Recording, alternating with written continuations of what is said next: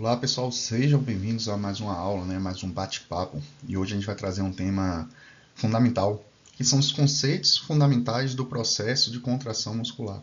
Não adianta nada a gente falar sobre contração muscular, hipertrofia muscular, técnicas para a melhoria da hipertrofia muscular, sem a gente entender como é que funciona no nosso organismo esse processo de contração muscular, o processo de hipertrofia muscular, tá? Por isso que é fundamental essa aula para dar uma base, um arcabouço para que a gente possa progredir ao longo do nosso conhecimento.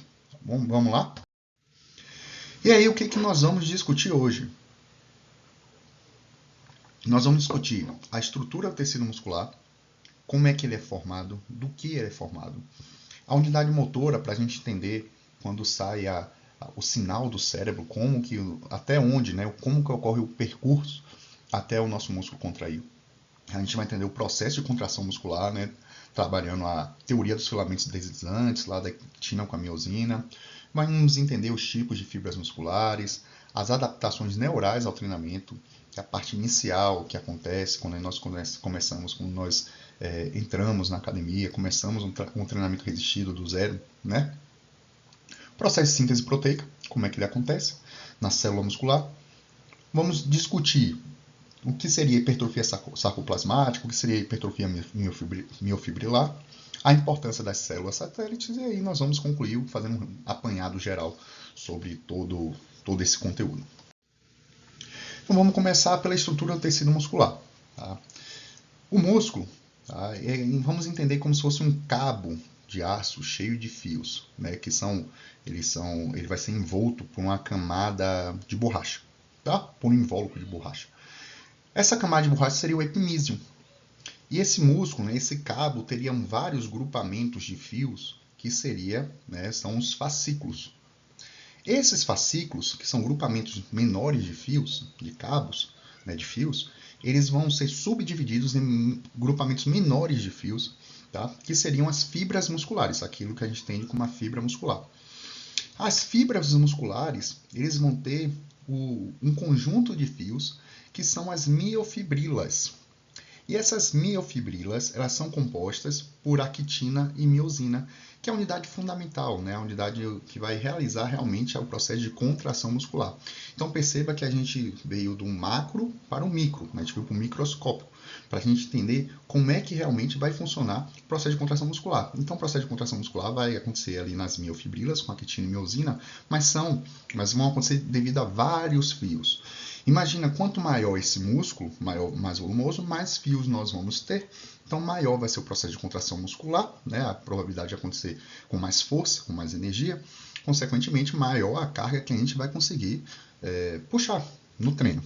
Entenderam? É mais ou menos assim que funciona. E aí, é interessante a gente saber que o tecido muscular, o músculo, ele não é composto apenas por proteínas. Não, na verdade, a maior parte dele é composta por água. Água, glicogênio. Então, apenas 15%, ali 15 a 20% é formado por proteínas intracelulares, desculpa. Essas proteínas, elas são divididas entre miofibrilas, que vão realizar o processo de contração, e proteínas sarcoplasmáticas. Daí, guardem isso que a gente vai discutir lá na frente, o processo de hipertrofia sarcoplasmática. Essas proteínas miofibrilares são divididas em actina e miosina, aquelas que a gente conhece, e outras proteínas auxiliares no processo de contração muscular, como a nebulina, a titina, tá? Que vão realmente ajudar nesse processo de contração muscular. Então entendam que o músculo não é composto apenas por proteínas. Muita gente entende, não, eu preciso só de proteína para aumento muscular. Não. Não é tão simples assim. Existem outros fatores que são importantes também, tá bom? Por isso, quando a pessoa perde água, o atleta de fisiculturismo, ele fica flat. Sabe aquele termo flat, murcho? É porque ele perdeu ali glicogênio e perdeu água. Então, o músculo ele fica menor. Ele fica mais murcho, dá aparência de estar mais murcho. E quando a pessoa carba, ele aumenta o seu volume muscular. E aí, entendemos a unidade, como é que funciona o músculo, o que é o músculo, na verdade, as miofibrilas, actina e miosina. Mas como é que o processo de contração muscular ocorre a partir da sinalização do cérebro? Ele vai acontecer a partir do que a gente chama de unidade motora. A unidade motora ela é composta por um neurônio motor, tá? E todas as fibras musculares que ela inerva. Então, quando a unidade motora ela solicita, quando o cérebro solicita que aquela unidade motora contraia, a gente entra no princípio de tudo ou nada. Então, ou contrai todas as fibras, ou não contrai nada. É simples, tá? É o princípio do tudo ou nada. É assim que funciona. O cérebro vai mandar um estímulo, vai passar por essa unidade motora, essa unidade motora vai para aquelas fibras musculares que ela inerva e vai solicitar o processo de contração. Então, entendam que existem várias unidades motoras que vão estar relacionadas com determinados grupamentos de fibras musculares. Beleza? E aí, como é que acontece? A unidade motora vem o sinal do cérebro. Ela, quando chega ali na placa motora, ela libera o acetilcolina, né, um neurotransmissor, acetilcolina, que vai despolarizar, aqui eu vou pegar até minha caneta, que vai despolarizar, tá, a membrana celular, tá vendo? E essa despolarização vai percorrer a membrana, atingindo o que a gente chama de túbulo T. No túbulo T, essa despolarização vai ter um receptor que vai chegar no retículo sarcoplasmático e vai liberar o cálcio. Tá bom? O cálcio, quando ele sair, ele vai ligar aqui com a troponina, que a actina ela é enrolada por uma proteína, né, chamada tropomiosina. E essa tropomiosina, quando ela está inativa, digamos assim, a miosina não consegue conectar para gerar o processo de contração. Então precisa que o cálcio se conecte com a troponina para a troponina chegar assim, ou liberar, né, abrir a tropomiosina, né, ativar para ela sair, né, e aí a miosina conseguir conectar na actina para gerar o processo de contração muscular, como a gente vai ver mais detalhadamente já já. Então vai vir a cérebro vai mandar a ordem, vai passar pelo neurônio motor, esse neurônio motor vai liberar acetilcolina, que vai despolarizar a célula muscular, e aí o receptor vai verificar essa despolarização aqui no túbulo T, vai liberar cálcio pelo retículo sarcoplasmático, que vai conectar com a troponina vai liberar a tropomiosina, e essa tropomiosina vai permitir, a cabeça da miosina vai conseguir conectar com a actina. Beleza? Bem simples. Tá bom? Então a gente está aqui, a liberação do cálcio. Então a troponina, você está vendo que a tropomiosina fica enrolando, né, na actina, e a partir desse momento a cabeça da miosina consegue conectar na actina. Uma situação interessante, por isso que a gente tem que entender. O processo de fadiga muscular, a gente tem, o músculo está fadigado, a gente tem um aumento da produção de íons de hidrogênio, de H+. Sabe o que é engraçado? Esses íons H+, eles competem com o cálcio para ligação com a troponina. Consequentemente, se os íons de hidrogênio se ligarem à troponina, o cálcio não consegue se ligar, isso dificulta o processo de contração muscular. Por isso, quando o músculo fica fadigado, a gente tem dificuldade de contração muscular, porque eles competem, os íons H+, e os íons cálcio, junto com a troponina. Um outro fator interessante da gente entender isso é que existem estudos que mostram que a cafeína ela consegue aumentar essa liberação de cálcio pelos canais de rianodina. Então, a cafeína, lógico que não é algo significativo, tanto quanto seu efeito estimulante, mas ela pode ajudar no processo de hipertrofia muscular a partir desse aumento da liberação do cálcio. Tá vendo como é importante a gente entender essa parte básica, ter essa base para a gente entender tudo que está relacionado com o processo de hipertrofia, com a parte de suplementação. Então, um resuminho de como acontece isso. O cérebro vai dar o comando, o neurônio motor vai transmitir o sinal elétrico, na placa motora ela vai liberar acetilcolina, o músculo recebe esse contato, né, vai despolarizar, e aí vai ocorrer o processo de contração muscular. Mas como é que ocorre esse processo de contração muscular? Bom, disso aí vem a teoria dos filamentos deslizantes. Como a gente percebeu, ó, aqui está o filamento de actina, beleza? E aí a tropomiosina, que está em azul, ela está bloqueando a actina. Então, quando chega o cálcio, ele vai ligar com a troponina, essa troponina vai meio que desconectar a tropomiosina, vai meio que liberar a actina para que ela possa, para a cabeça de miosina possa se conectar. E aí possa acontecer o processo de contração muscular, tá? E aí, como é que acontece isso? Primeiro, a gente vai passar aqui um resumo para vocês, para a gente falar na figura, que acho que vai ficar mais fácil. Primeiro, a gente tem uma formação da ponte cruzada. Como eu falei, a cabeça da miosina vai se conectar com a actina, tá bom? Isso aí vai gerar um golpe de força, ou seja, a cabeça da miosina, tá? Aqui, ela vai puxar a actina, tá? Esse golpe de força. Puxar. Aí vai acontecer o processo de contração muscular. Em seguida, você tem um desligamento da actina com a miosina, da miosina com a actina, tá bom? Então, ela desconecta justamente para que relaxe e aí possa acontecer esse processo novamente. Então, é um processo meio que cíclico, tá?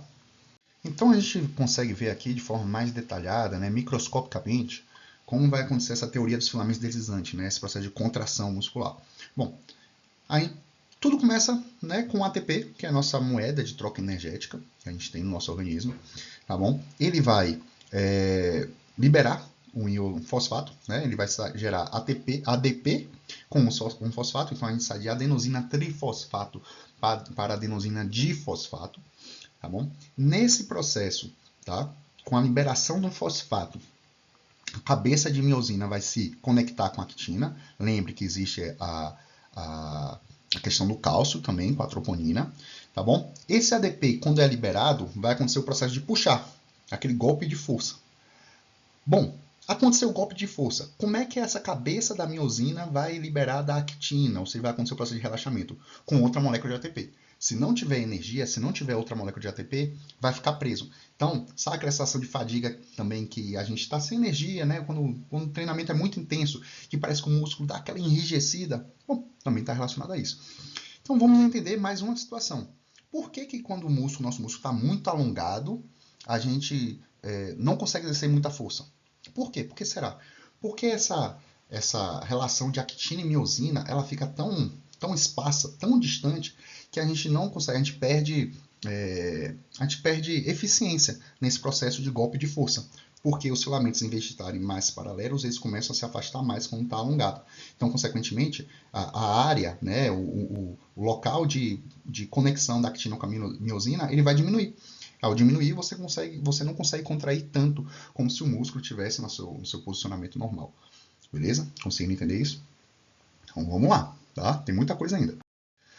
Bom, entendemos como acontece o processo de contração, unidade motora, o que é o músculo, o que ele é formado e quais são os tipos de fibra muscular. A gente vê muitas pessoas falando, fibra tipo 1, fibra tipo 2.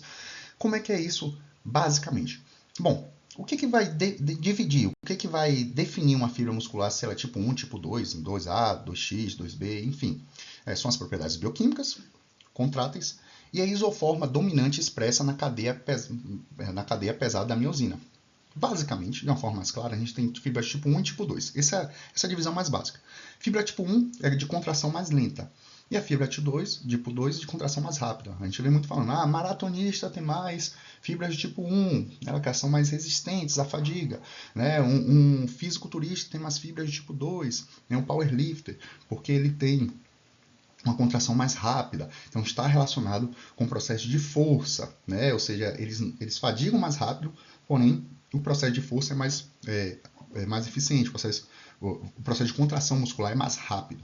Não é? A gente consegue fazer um processo de contração muscular mais rápido, mais eficiente. Tá? Tanto é que sua utilização, seu substrato energético mais comumente utilizado é a via glicolítica, que é com a glicose, que é uma via mais rápida do que a oxidativa, que é na fibra tipo 1, que utiliza basicamente, né, predominantemente, gordura. Beleza? Então, de uma divisão mais detalhada, a gente tem as fibras tipo 1 e a fibra tipo 2 a gente vai dividir em 2A, 2X e 2B. A 2A ela é aquela fibra intermediária, tá? Ela tem uma determinada fadiga, né? Ela consegue resistir bem à fadiga e tem uma potência boa, tem uma potência grande. É diferente da 2X, que é especializada em força bruta, mas fadiga rapidamente. É bem comum no processo de hipertrofia, onde a pessoa começa a ter um desenvolvimento cardiovascular, a fibra tipo 2X se transformar em 2A. Tá? E essa questão, né, de fadigar mais rapidamente, da mesma forma que acontece com a fibra 2B, que está bem aqui, está relacionada a pessoas mais sedentárias. Porque pessoas mais sedentárias, a sua musculatura ela fadiga mais rápido do que uma pessoa treinada. Tá bom? Isso é só para a gente ter uma noção básica, né, da divisão das fibras musculares, que não é apenas fibra tipo 1, fibra tipo 2. Tá? E quando é que é 2A, quando é que é 2X? Então isso é muito importante. A gente tem no nosso organismo fibras tipo 1 e fibras tipo 2. basicamente seria na mesma quantidade.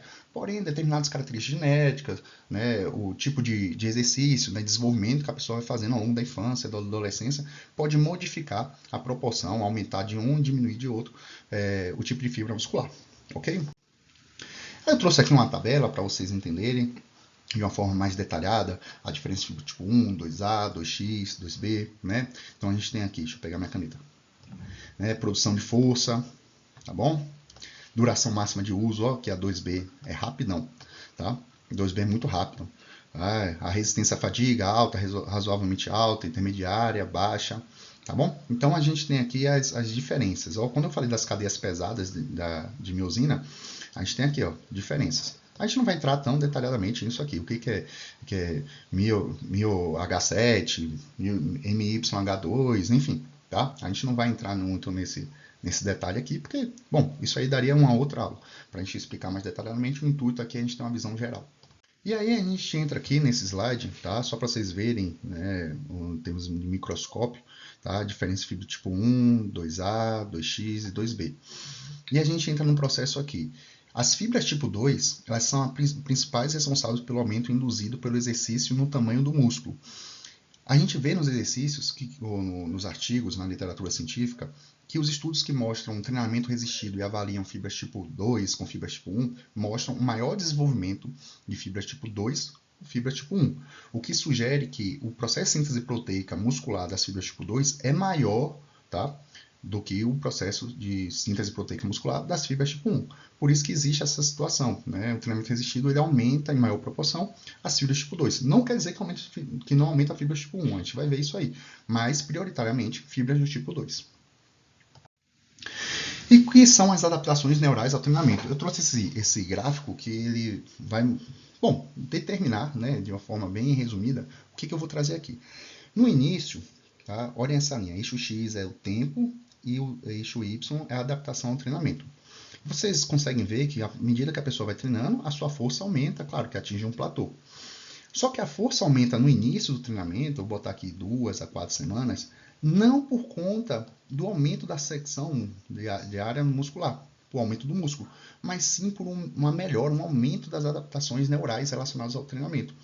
Ou seja, você vê que a pessoa, quando começa a treinar, ela não necessariamente ela fica mais forte, mas ela começa a pegar mais peso. Tá? Então, na primeira semana, ele pega ali, sei lá, 5 kg de cada lado no supino reto. Na quarta semana, ele está pegando 10 kg de cada lado no supino reto, mas ele continua com o volume muscular semelhante. Por quê? Por conta das adaptações neurais. O nosso organismo começa a entender o que está se passando, o treinamento em si, né? Ele começa a se adaptar àquele modelo de treinamento. Isso acontece para tudo, na verdade. Se você for ver, quando a gente vai correr, começa a andar na infância, primeiro tem um processo de adaptação neural para justamente depois a gente conseguir caminhar. Então, isso aí é importante. É importante a gente entender por que acontece. E o que seria esse processo, o que seriam essas adaptações neurais ao treinamento? Bom, melhora do impulso neural, então o cérebro e os nervos se tornam mais eficientes em enviar sinais elétricos. O maior recrutamento, o recrutamento mais eficaz de fibras musculares. O nosso corpo, quando a gente começa a treinar, ele começa a recrutar de forma mais efetiva as fibras musculares. Quanto maior o recrutamento, quanto maior o número de fibras recrutadas, o que vai acontecer? Maior o processo de contração muscular. Mas maior sendo o processo de contração muscular, o que eu expliquei? Maior é a força que a gente consegue exercer no treinamento. Então a gente consegue pegar mais carga. E nesse ponto a gente entra no princípio do tamanho de Hahnemann, que ele determina que a capacidade de uma unidade motora de produzir força tem correlação direta com o seu tamanho. Justamente, se eu consigo recrutar mais fibras musculares, eu vou contrair mais, vou aumentar a força. E aí a gente tem um gráfico que é bem legal, que ele mostra o seguinte, ó, tá vendo fibras tipo 1 e fibras tipo 2? À medida que a gente vai diminuindo as repetições, a gente normalmente aumenta a carga. À medida que a gente vai aumentando as repetições, a gente diminui a carga. E esse aumento ou diminuição gradativo da carga, da força produzida, ele vai recrutar mais fibras tipo 1 ou fibras tipo 2. Por isso que a gente tem ali que exercícios com maior repetição são exercícios, o pessoal entende como exercícios mais de resistência, e os exercícios com menor número de repetições são exercícios mais relacionados com o processo de força. Nesse gráfico é importante a gente entender que da importância, né, do processo de periodização do treinamento, para a gente conseguir trabalhar e recrutar todas as fibras musculares de forma mais eficiente. Legal, né? O terceiro ponto, a terceira adaptação neural, seria a sincronização da unidade motora. Então, melhora a sincronia, né? Primeira vez que você vai fazer supino reto na barra, a barra fica o quê? Balançando. Depois, com o tempo, você consegue estabilizar melhor a barra para conseguir fazer melhor o exercício. Tá? Redução da coativação dos antagonistas. Inicialmente, por exemplo, quando a gente entra na academia, a gente vai fazer exercício de bíceps, o tríceps ele fica meio contraído.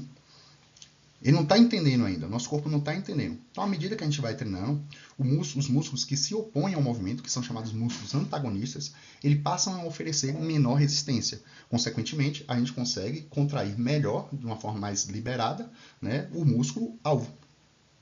E o quinto ponto, que é o double firing, peço desculpa que eu não sei a terminologia exata, tá? Eu chamo de double firing, é um aumento na rapidez e na intensidade de sinais elétricos, permitindo um ajuste para se atingir um nível ótimo de duração, contração muscular, para aumentar a força. O sinal elétrico ele se torna mais rápido para que a gente gere força. Então, você tem impulsos elétricos, e à medida que a gente vai treinando, né, vai se adaptando ao treinamento, esses sinais elétricos se tornam mais rápidos. Consequentemente, a gente consegue contrair mais, recrutar mais fibras musculares e conseguir exercer mais força no exercício. Então, entendam, esse é o processo inicial do treinamento resistido. É aí que a gente consegue, depois desse ponto, depois dessa adaptação neural, realizar um processo de hipertrofia muscular. Tá? Então, esse processo de adaptação neural é inicial ao treinamento. Inclusive, pessoal, existe um ponto que, normalmente, já ouviram falar aquelas séries de aquecimento, quando a gente vai fazer um exercício.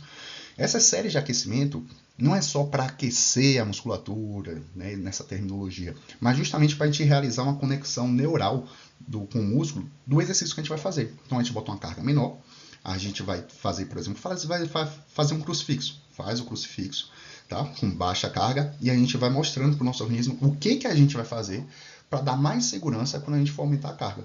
Então, esse processo de adaptação neural, inclusive, acontece intra-treino. Não acontece apenas no início do treinamento. Tá?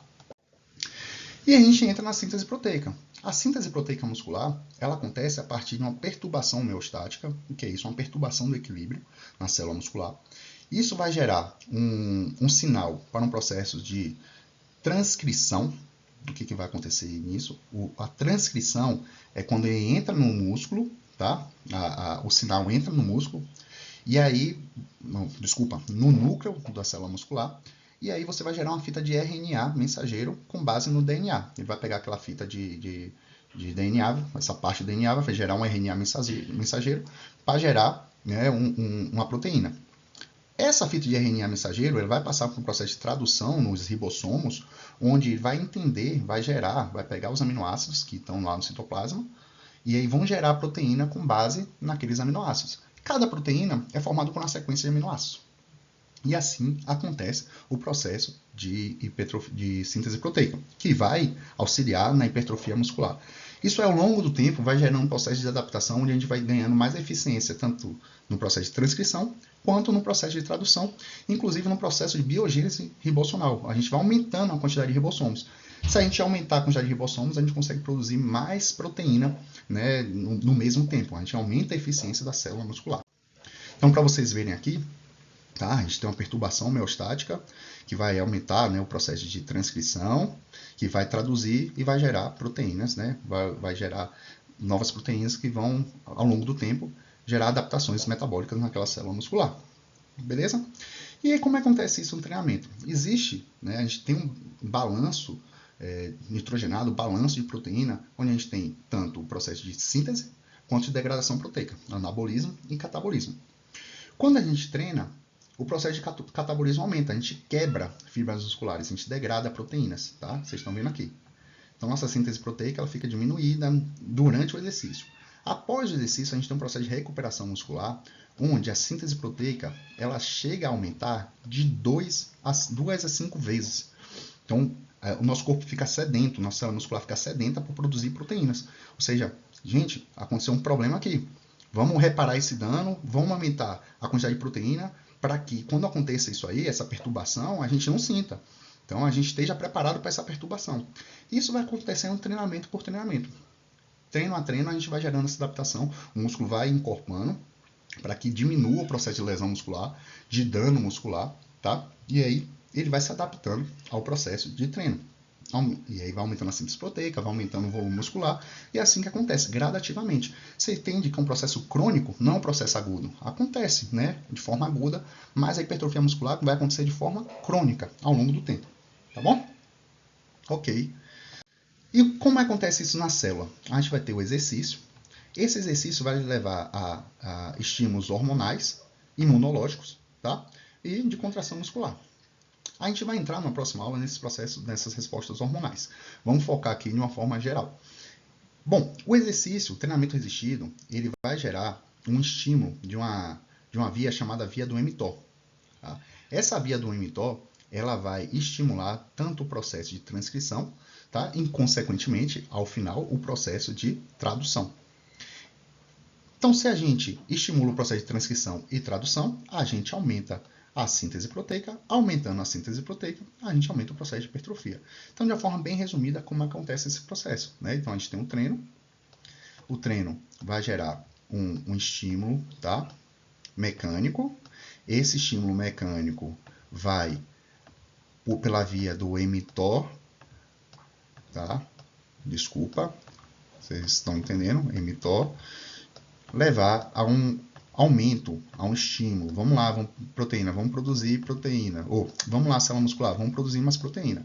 Você aumenta a síntese proteica, consequentemente, isso vai levar a um processo de hipertrofia. Tá? Peço desculpas, tá? Mas acho que deu para entender bem, resumido, como é esse processo. E olha aqui, ó, quem está aqui, ó, célula satélite. A gente vai falar dele já já. Já já a gente vai falar da célula satélite. Tá vendo? Célula satélite, ele vai gerar novos núcleos. Guardem isso. Vai gerar novos núcleos. Ela vai se diferenciar e vão gerar novos núcleos. O que seria hipertrofia sarcoplasmática? Vocês lembram que eu falei aqui que a gente tem proteínas miofibrilares e proteínas sarcoplasmáticas? Então a gente entraria nesse processo, tá? De aumento de proteínas sarcoplasmáticas, não só além disso, mas de aumento de glicogênio e água. Como que isso vai acontecer? Então, o que é o sarcoplasma? É o líquido que preenche o interior das fibras musculares, entre as miofibrilas. Esse líquido contém glicogênio, água e outras substâncias importantes. Tudo que não é actina e miosina. Tá? Actina, miosina, titina, tá? Isso aí faz parte do sarcoplasma. Esse sarcoplasma, tá? Como é que a gente vai aumentar ele? A gente vai aumentar, sabe aquele pump no treino? Bom, isso aí é um processo de aumento de volume intracelular que estaria relacionado com essa hipertrofia sarcoplasmática. Se a gente pegar aqui a fibra muscular, esse desenho é muito legal no seu estado inicial. Se a gente tem uma hipertrofia sarcoplasmática, a gente não aumenta o número de actina e miosina. A gente aumenta o volume muscular. Se a gente tem uma hipertrofia miofibrilar, que é o aumento da quantidade de actina e miosina, a gente aumenta o volume muscular, mas por proteínas contráteis. Na hipertrofia sarcoplasmática, a gente não aumenta a força, a gente aumenta o volume muscular apenas. Na hipertrofia miofibrilar, a gente tem um aumento de força, porque a gente tem mais actina e miosina, consequentemente a gente consegue contrair mais.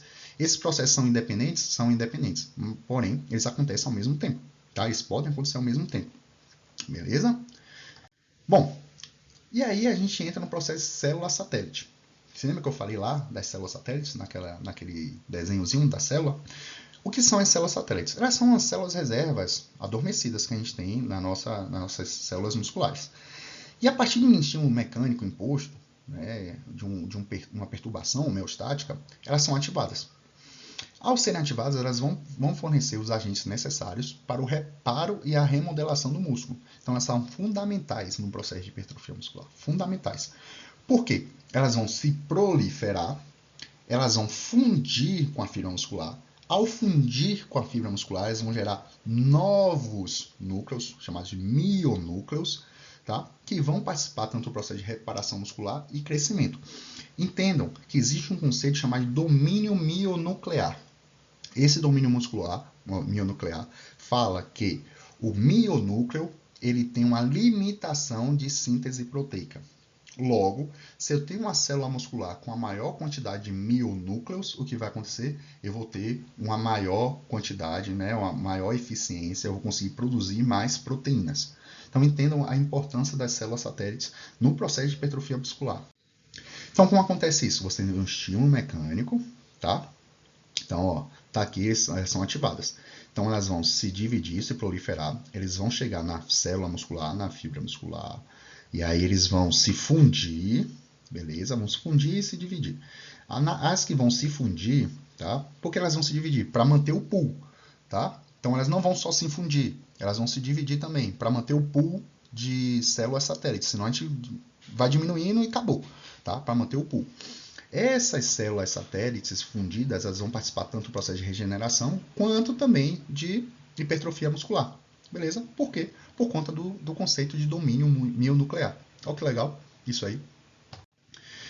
Então, beleza, pessoal. Essa é uma aula introdutória de conceitos fundamentais, porque quando a gente for falar de hipertrofia muscular, propriamente de tensão mecânica, estresse metabólico, suplementação, tá? Então, a gente tem que entender esses conceitos básicos, justamente para quando a gente for falar, não ficar perdido. Então, essa aula é de extrema importância para a gente tratar de novos assuntos relacionados com a hipertrofia muscular. Então, só para a gente dar um apanhado geral, a gente tem um músculo. O músculo é dividido em fascículos. Lembre das cordinhas, tá? Das cordas. Os fascículos, que são uma quantidade menor de cordas agrupadas, né, de cabos agrupados, que vão se dividir em quantidades menores de cabos agrupados, que são as fibras, e microscopicamente elas vão se dividir em miofibrilas, que estão relacionadas com a actina e a miosina, dentro da miofibrila, tá? Que são as proteínas contráteis. A contração muscular ela começa a partir do cérebro, que vai gerar um estímulo, tá? Ele vai passar pelo neurônio motor, vai chegar na placa motora. Na placa motora, vai despolarizar a célula muscular, que vai passar nos túbulos T. Os túbulos T, eles têm receptores que vão lá no retículo sarcoplasmático, vão liberar o cálcio. O cálcio vai liberar, ela vai se conectar com a troponina, que vai chegar para a tropomiosina e falar, libera a actina aí. Vai liberar a actina, a cabeça da miosina vai conseguir se conectar, lembra? A partir da nossa moeda energética, que é o ATP, se conectar, dar o golpe de força, relaxar, e aí volta o ciclo de contração muscular, que seria a teoria dos filamentos deslizantes. Nós falamos das fibras tipo 1, de contração lenta, e as fibras tipo 2, de contração rápida, sendo que as fibras tipo 2, elas são subdivididas em 2A, 2X e 2B. Lembre, quanto maior a quantidade de 2X e 2B, mais sedentária, teoricamente, né, pela sua proporção, pelas suas características, mais sedentárias são as pessoas. A partir do momento que ela vai criando um aumento, um desenvolvimento cardiovascular, uma melhora na sua condição cardiovascular, no seu treinamento, enfim, você vai se acostumando com o treinamento resistido, ela vai aumentar a quantidade de fibras 2A. Nós falamos das adaptações neurais, que são importantes nas primeiras semanas de treinamento resistido.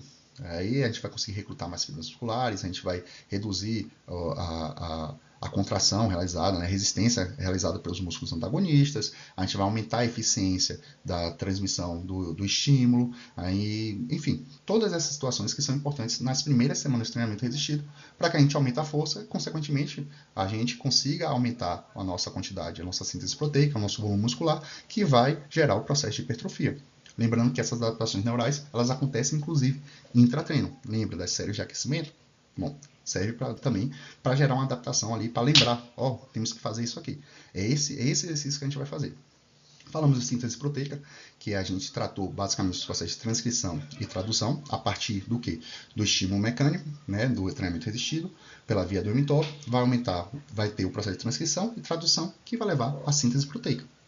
Isso aí, a gente vai estar tratando da hipertrofia miofibrilar. A hipertrofia sarcoplasmática também acontece quando a gente tem um aumento do volume muscular e não necessariamente da actina e miosina. Então, a hipertrofia sarcoplasmática, ela está mais relacionada com o volume muscular do que o processo de força muscular, tá? E isso aí está muito relacionado com o processo de glicogênio, com glicogênio, com a água, tá? 1 grama de glicogênio, o estoque de glicogênio que a gente tem, 1 grama a mais de glicogênio, ele vai puxar 3 gramas a mais de água. Então, consequentemente, se a gente está com o nosso estoque de glicogênio, um pool de glicogênio grande, a gente consegue puxar mais água para o músculo. E aí entra o processo de quê? Carb up. O carb up na semana de finalização do atleta. A gente está aumentando a ingestão de carboidrato para aumentar o glicogênio muscular, para puxar mais água e aumentar o seu volume muscular. E o músculo ficar cheio, ficar denso, tá? E a gente falou também das células satélites, que elas participam de forma ativa do processo de hipertrofia muscular, pelo aumento da quantidade de mionúcleos E aí a gente entrou no processo do conceito do domínio mionuclear, que quanto maior a quantidade de mionúcleos, maior a síntese proteica que a gente vai realizar dentro daquela célula muscular. Beleza? Ficou claro? Então agradeço, tá? Até a próxima aula, espero que vocês tenham gostado, tá bom? E aí, continue acompanhando esse canal. Se tiver algum feedback, alguma sugestão de melhoria, alguma crítica, podem falar que eu estou aqui à disposição. Muito obrigado.